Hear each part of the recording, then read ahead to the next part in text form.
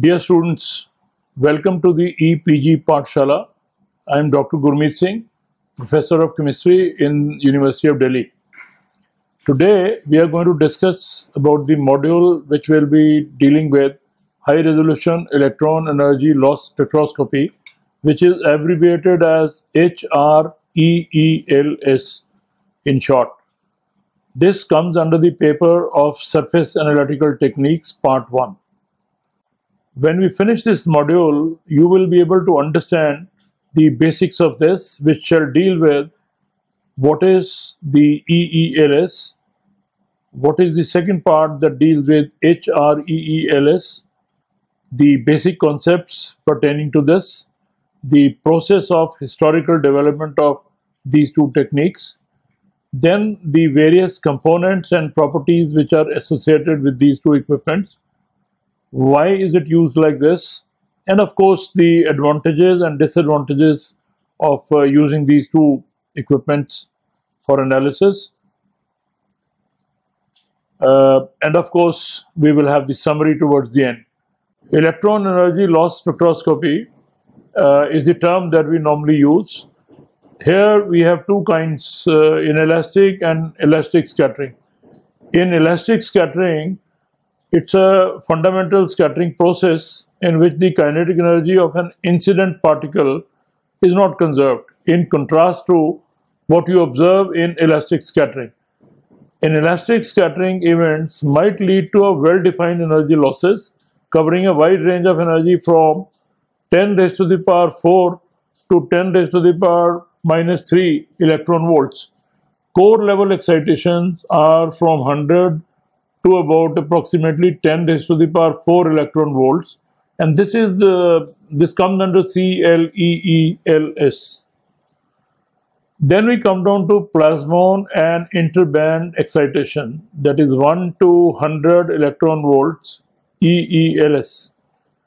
Photon and adsorbate vibration excitation, that is 10 to 10 raised to the power 3 to about 1 electron volt is the range, which is normally used in high resolution electron energy loss spectroscopy.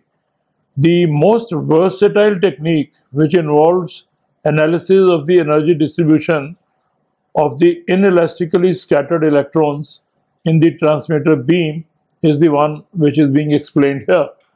The energy resolution of the present day spectrometers is at times as high as 1 million electron volts. High resolution electron energy loss spectroscopy, and we had talked about the fundamentals of this in earlier slides. We talked about the introduction and the instrumentation which is involved in this kind of spectroscopy, which is again a very important spectroscopy used in a variety of processes.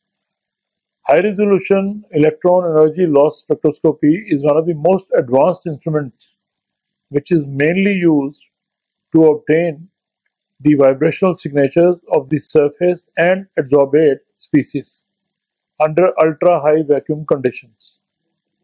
By assigning the vibrational modes of the collected spectrum, the chemical bonding between the surface and adsorbate, binding geometry and molecular orientation and ordering can be identified. This method is widely employed in various surface science researches. In the lab of Bernsick, we use it to identify the growth and chemical bonding of molecular architecture on semiconductor surfaces. It is also used for finding out the mechanism of catalytic reactions on metal and alloys crystal surfaces. The spectrometer in our high resolution electron energy loss spectroscopy under high vacuum conditions or under UHV system can offer a resolution up to 4 centimeter inverse for the direct beam, which is close to IR resolution. Compared to IR used in vacuum surface science, this technique called HREELS has a higher surface sensitivity and wider energy window of vibrations from 100 to 8,000 centimeters inverse. In addition, our HREELS can also be used for exploring electronic transitions of surfaces or adsorbates with the incident energy of 10 to the power 10 to 20 electron volts. In this case, the method is called electronic EELS, and it can even offer valence bond information about the surface and the adsorbate similar to UPS. The basic principle of HREELS is to use an electron monochromator to give a well-defined electron beam of a fixed incident energy which scatters the surface.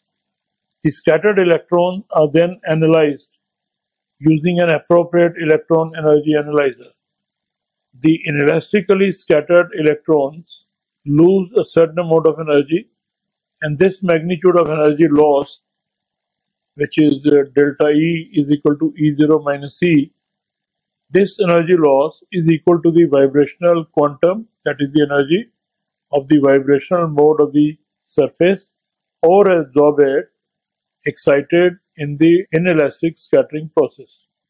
There are two inelastic excitation mechanisms of the surface vibrational modes: the dipole scattering mechanism and the impact scattering mechanism. The dipole scattering mechanism occurs through an interaction mediated via long-range electrical fields set up in both the vacuum and the sample by probing electron and by the surface excitation. Because the dipole interaction is valid in a range much greater than the atomic dimensions, it can be described classically as a process which works in vacuum more effectively. The dipole scattering mode of HREELS is carried out in a specular geometry where the electron incident angle 60 degrees to the normal of the sample surface is equal to the spectrum scattering angle. We have been talking about high resolution electron energy loss spectroscopy, which is also called HREELS in short, or it is abbreviated as HREELS, which stands for High Resolution Electron Energy Loss Spectroscopy. It has already been dealt in the earlier slides about what exactly is electron energy loss spectroscopy and what is this high resolution electron energy loss spectroscopy. In this slide, we are talking about the electron. Every primary electron has one of three possibilities in terms of its interactions with atoms of the specimen. This has been given in the diagram included here, which has primary electrons targeting onto the surface, and then specimen atom is there from where inelastically scattered electrons come out at low angle. Then elastically scattered electrons would come out at high angle, and unscattered transmitted electrons will go straight out of this. What is elastic scattering and inelastic scattering? The example of this has been given in the diagram in this slide, which gives elastic scattering and inelastic scattering, and then elastic scattering in a crystalline specimen. It has been indicated that elastic scattering, which goes through the specimen, will go at a low angle, and inelastic scattering on a specimen atom will go out at high angle. Elastic scattering in a crystalline specimen would also come out accordingly. These have been very properly illustrated in the set diagram. For most of the electrons, the change in energy is not random. but is directly related to which electron from which atom form which orbital shall the inelastic collision took place. This can be seen in the diagram which is enclosed herewith. This specific loss of energy is known as electron energy loss spectroscopy, or is abbreviated as EELS, electron energy loss spectroscopy. Magnetic spectrometer has been indicated here in the diagram. This discriminates the energy loss electrons on the basis of their absolute energy. The signal from the electron energy loss spectrophotometer can be used to generate an EELS spectrum. The spectrometer can be used to produce a compositional map here. High resolution electron energy loss spectroscopy, as I had said in the beginning also, is a very good analytical technique. It helps in quantitative analysis. It analyzes the inelastic scattering suffered by the transmitted electron beam with measurements of the electron energy distribution. This is capable of giving structural and chemical informations. Electron spectrometer is the another one which we use here. The photograph of this EELS spectrometer.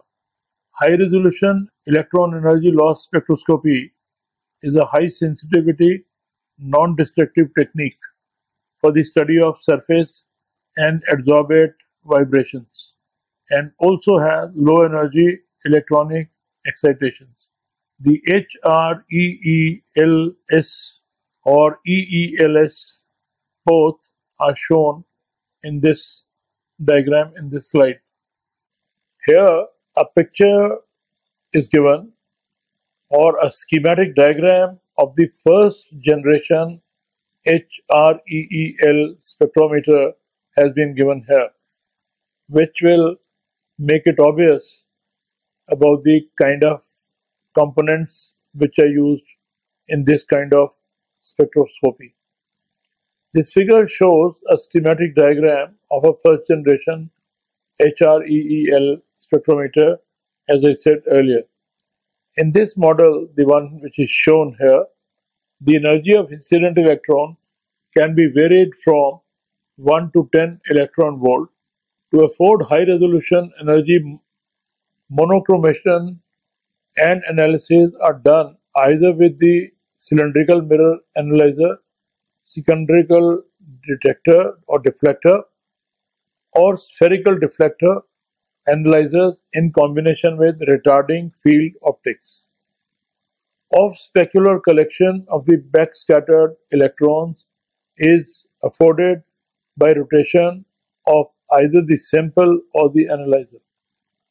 Owing to the extremely low signals, that is 10 to about 10 amperes, continuous diode electron multiplier detectors are employed. This photograph given above is of an UHREELS spectrometer. This model consists of an electron gun, a two-stage monochromator, a single-stage energy analyzer, and a channel electron multiplier detector. Both energy monochromation and energy analysis are carried out with 127 degrees cylindrical deflection analyzer. The incident electrons have an initial energy spread of 0.3 electron volts. The two-stage monochromator serves to narrow the energy spread to less than 1 billion electron volt and generate a highly monoenergetic beam of low energy electrons, typically of 1 to 10 electron volts. A zoom lens system focuses and accelerates the electron beam onto the sample. The backscattered electrons are passed through a separate zoom or separate zoom lens, we can call it, for focusing the deacceleration before they are sorted out by a single stage energy analyzer into the detector. The signal is fed to a preamplifier as pulses for electron counting. The analyzer is designed to be rotatable from 0 degrees to 78 degrees for off-specular measurements. These are called impact scattering measurements also. High resolution electron energy loss spectroscopy is the one where obviously we use the energy loss spectroscopy, which is a tool used in the surface science. This spectroscopy, which in short is called HREELS, is a very powerful tool for surface science experiments. The inelastic scatterings of electrons from surfaces is utilized to study electronic excitations or vibrational modes of the surface or of the molecules adsorbed to a surface.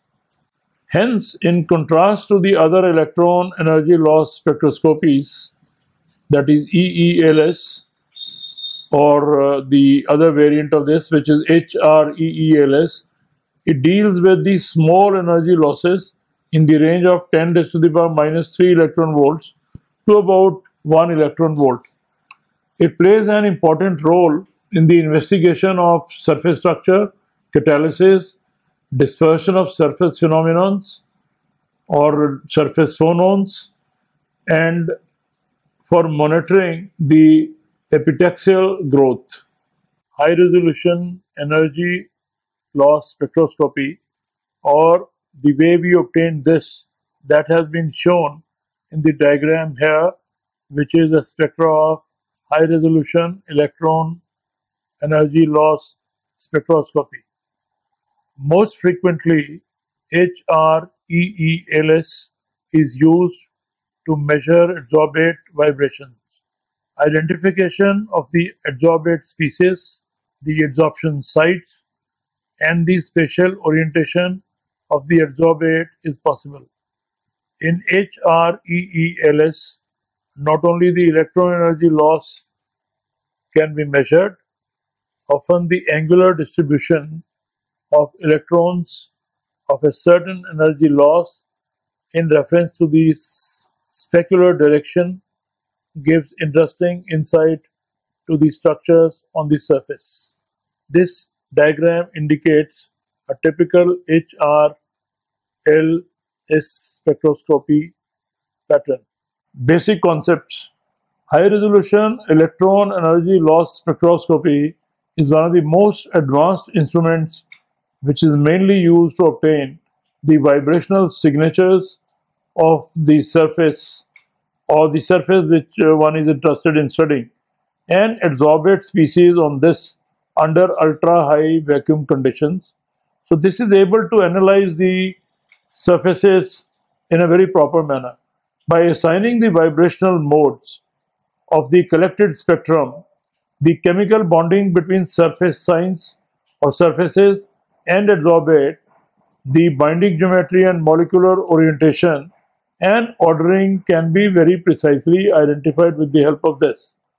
This method is widely employed in various surface science researches and various kinds of experiments. The basic principle of HREELS is to use an electron monochromator to give a well-defined electron beam of a fixed incident energy which scatters from the surface. The so-called scattered electrons, which I've just explained, are then analyzed by using an appropriate electron energy analyzer. The inelastically scattered electrons lose a certain amount of energy. The magnitude of the energy loss, that is E delta, is equal to E0 minus E, is equal to the vibrational quantum, that is the energy, of course, of the vibrational mode in these surfaces that are being considered, or surface and adsorbate thereon. which are in the excited state in an inelastic scattering process. Now, how do we go about explaining or talking about historical development? This started in the early 1940s. In 1940s, James Hiller and R.F. Baker were looking to develop a method for pairing the size, shape, and structure available from the electron microscopes to a convenient method for determining the composition of individual particles in a mixed specimen. And this they were trying to do it once they are absorbed on the surfaces. A detail about who proposed this. HREELS, as we abbreviate this, was originally proposed and demonstrated by Hillier and Baker in 1944, but was not widely used until it got more widespread in research, became more popular in research in the 1990s owing to the advances in microscope instrumentation and spectroscopic technology. The components and properties of this particular spectrometer. Magnetic field is between two parallel plates when we consider this spectrometer. Objective aperture is there after this. Then we have specimen, place where it is held, then lens, and finally the collector aperture. All the components and properties which are there in this spectrometer.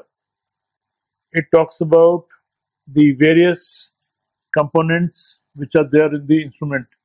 A photograph of this has been shown in this slide. It has light microscope for viewing shadow image on transmission screen.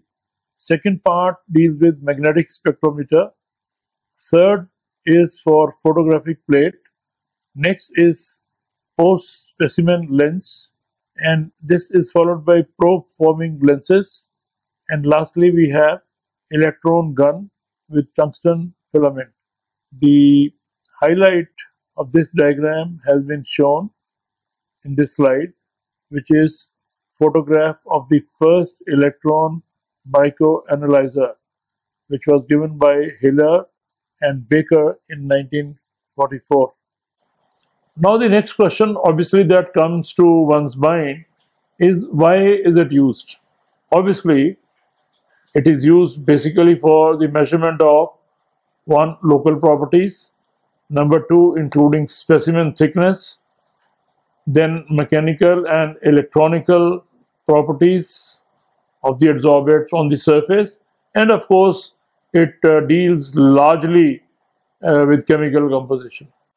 Now obviously when we are using this technique, there will be a lot of advantages. That is why a scientist is persistently using this for the surface analytical experiments. The advantages here are higher core loss signals, higher ultimate spatial resolutions, absolute standardless quantification, which is very important, and structural information that is made available once we carry out experiments with this. What are the disadvantages?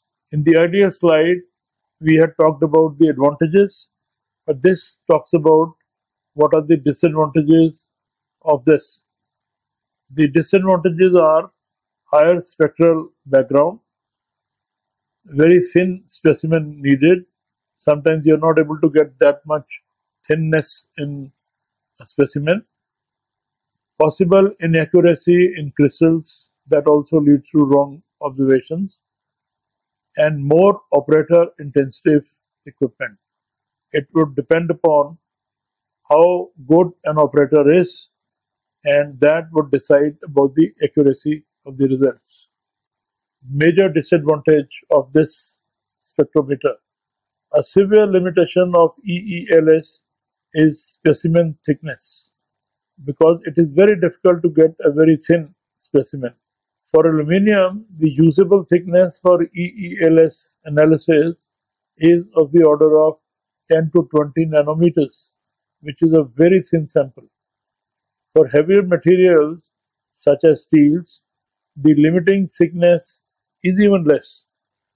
So therefore, it becomes very difficult to get a sample which is of a very thin quality, and that low thinness one cannot at times very easily make, and therefore remains a disadvantage while using EELS spectrometer.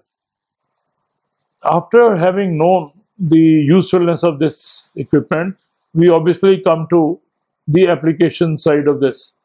There are three main applications. One, it is very commonly used for thickness measurement. We can also measure pressure with the help of this. And obviously, analytical electron microscopy is another one which is emerging out of this. What way this HREELS has been applied to some organic molecules. The case of ethylene is the one which is given here. The structure and reactivity of ethylene chemisorbed on transition metal surfaces are of fundamental importance in surface science and heterogeneous catalysis. HREELS technique has been foremost among the surface characterization techniques employed here. In fact, the first vibrational spectroscopic study of ethylene chemisorbed on platinum 111 phase was carried out with electron energy loss spectroscopy almost a decade before infrared reflective absorption spectroscopy was employed. Application part of this, when we analyze self-assembled monolayers. When we have self-assembled monolayers, this technique is finding very precise applications. Technological and scientific interests in self-assembled monolayers, abbreviated as SAMs, lie in their applicability in many areas such as corrosion protection, biomimetic membranes, chemical sensors, etc. The driving force in the facile information of SAMs is the high affinity of end group for the metal substrate. Organosulfur compounds such as alkanothiol and alkyl disulfides have been widely studied because they spontaneously form highly ordered structures on transition metal surfaces such as gold and platinum, IRAS, and Raman spectrum, or Raman scattering also we can call it. Some frequency generations and HREELS are among the vibrational spectroscopic techniques which are employed to probe the structure and organization of monolayers and bilayers over SAM's surfaces. So students, you have seen how powerful this particular technique is for carrying out the analysis of the adsorbates on the surfaces. So having studied all these, let us now summarize what exactly we have learned out of this module. We have learned mainly about electron energy loss spectrometry, which is obviously a very powerful analytical technique that measures the change in kinetic energy of the electron after they have interacted with a specimen on the surface. And with a little modification of this, we have even dealt with high resolution electron energy loss spectroscopy, which is equally powerful tool for carrying out the adsorbates, orientation, and other details on the surfaces. Thank you so very much.